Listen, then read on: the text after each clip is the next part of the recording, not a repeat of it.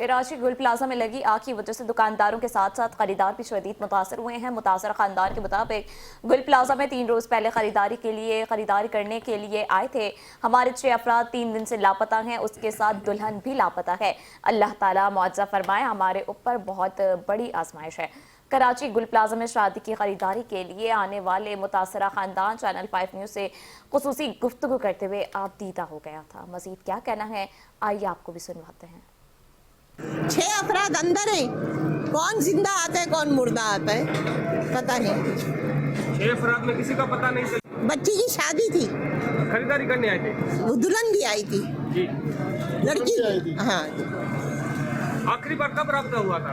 बस वो घर यहाँ से निकल रहे थे तो बोल रहे थे 15 मिनट में हम घर पहुँच रहे हैं, बस ये हुआ है राब्ता और कुछ भी नहीं। बाकी ये कि ये इस चीज़ से मुझे कोई वो नहीं हो रहा कि हम तो सिर्फ अल्लाह से ये दुआ कर रहे हैं, अल्लाह एक बंदा निकल आए, कोई मुआवजा दिखा दे बस।